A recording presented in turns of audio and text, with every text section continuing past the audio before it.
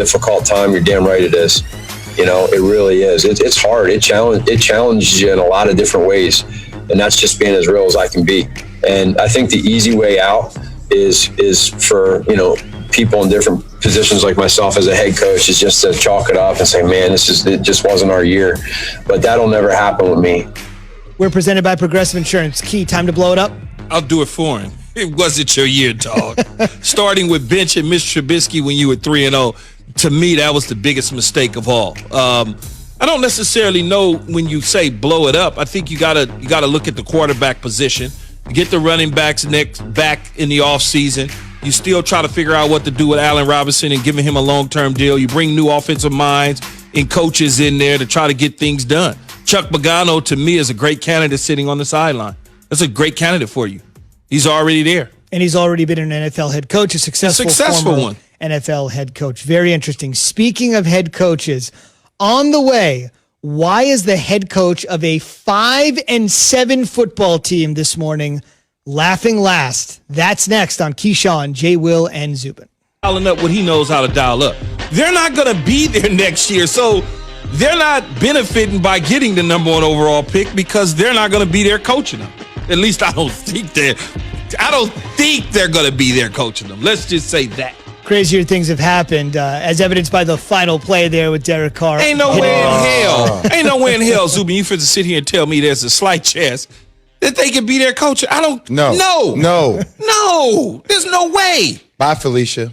There's no way. I would agree. We're presented by Progressive Insurance. All of our guests join us on the Shell Pennzoil Performance Line. I mean, it's not like Greg Williams' reputation could get any worse on and off the field, so might as well just do it. ESPN NFL front office insider Mike Tannenbaum joins us this morning on the Shell Pennzoil Performance Line. Pennzoil synthetic motor oil is made from natural gas. It gives you unbeatable engine protection. The proof's in the Pennzoil based on Sequence 4A wear test using SAE. 5W30. Mike, you were a GM for a couple of different teams, including Gang Green. What do you think's going on in the front office first thing this morning after their latest debacle?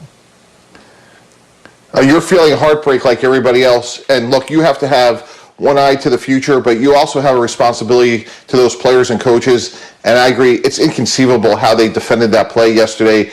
You have to defend the goal line, and you have Lamar Jackson, an undrafted free agent, trying to defend Henry Ruggs, the most explosive player one-on-one. It's inconceivable. But the other thing you're doing as a GM, you're looking towards the future. You're putting your list together so you're ready to go at the end of the year. And I just agree with Key said. It's really, there's no, at this point, I don't see there's any way that Adam Gase keeps his job at the end of the year.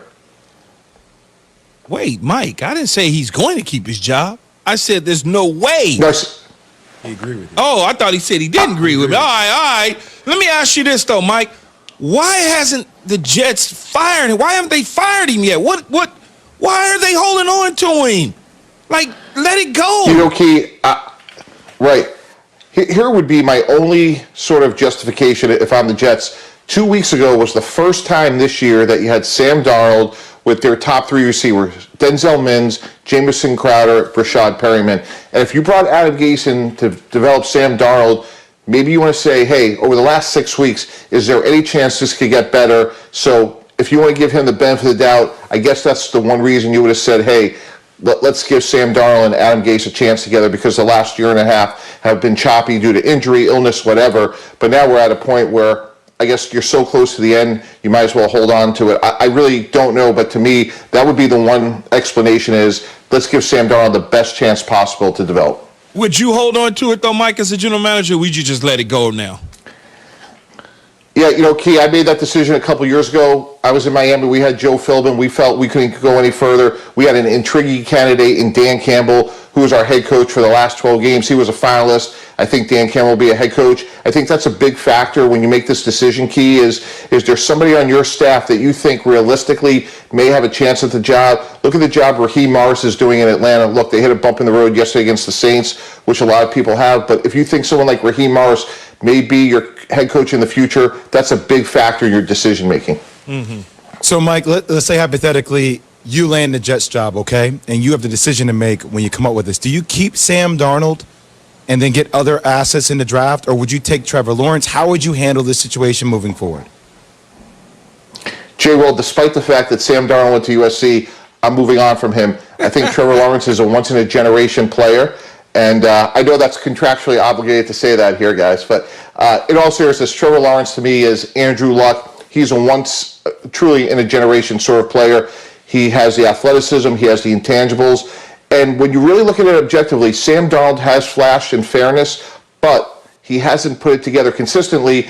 And when you look at the other team in MetLife, at least Daniel Jones is getting better. There's less turnovers. You could see the progress being made. We just haven't seen that with Sam. I would try to maximize his value, get as many picks as I could, and move forward with a new coach and Trevor Lawrence. Yeah, Mike, I'm done fighting the Sam Darnold battle. Whatever y'all decide to do, y'all decide to do it as Jet fans and front office people. I'm tired of trying to say they should keep him. I've given up. So that's pretty much where I'm at. Let me ask you this: what the Giants are having? You mentioned the Giants; they're having some success. They go out to Seattle and they clip the Seahawks. How is this happening so fast for them right now? Well, let's stay with our USC theme. Leonard Williams is having a great year. Had another 2 sacks yesterday, 8.5 for the year. They're playing with great speed on team defense in terms of rallying to the ball. They caused another turnover because of it yesterday. On offense, look, Colt McCoy was not great yesterday, but he managed the game, and Wayne Gallman was really productive, had over 150 yards rushing. They're not beating themselves. And give Joe Judge a lot of credit. They go out to Seattle, no Saquon Barkley, no Daniel Jones. They're down 5-0 at halftime, and they beat Russell Wilson in Seattle. That's a great team win. And if you're the Giants, you say, hey, you know what? We're going to get Jones back. We have Barkley for the future. Leonard Williams is a blue-chip player who's now playing up to that top 6 billing when he came out. We have a few pieces in place that we could build around, and Joe Judge deserves a ton of credit. I agree with Mike. I'm still shocked my Giants won that game. Let's go to another team in the NFC East. What the heck is going on in Philly? Is Carson Wentz done? Is Jalen Hurts, is it now his team? I was listening to you guys. Absolutely. You got to give Jalen Hurts an opportunity. And there's just 2 statistics that paint an entire picture. Carson Wentz has been sacked 50 times. And what does that tell us? Despite all the injuries they've had on the offensive line, he's holding the ball too long. He's lacks confidence to let the ball go. He's had a number of guys open earlier in his progressions, and he's second to the last in the league in yards per attempt, 6 yards per attempt. So he's checking the ball down. He's not holding the ball and trying to get chunk plays. So for whatever happened, Carson Wentz has lost his confidence. And if I'm a player on the Eagles, this became maybe a 50-50 decision a week to 10 days ago. This is a no-brainer. I don't know how they could go out there and play Carson Wentz right now because he simply doesn't give him the best chance to win. So, Mike, why would Doug Peterson at the post presser say, well, I'll make my decision on who the starter is after I watch the tape? Like, why does he keep prolonging this? Why won't he just buy in?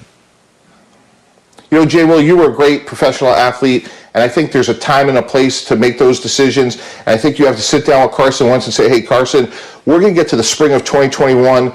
It's going to be a fresh start. You're going to compete with Jalen Hurts. We're going to do everything we can every single day to get you ready for that day. But right now, Jalen Hurts gives us the best chance to win. And I think out of respect for Carson Wentz and that relationship, that player-coach dynamic, you don't make that proclamation in the media. You sit down Monday afternoon, you let everybody get a good night's sleep, and then you look the player in the eye and you give him the hard truth. But importantly, and Key, you mentioned this earlier, because of his contract, he will be an Eagle next year. So how they manage this is really important. No, it really truly is. Speaking of things that are important, and another quarterback in another situation in the AFC, obviously the Cleveland Browns went out and got another victory yesterday. How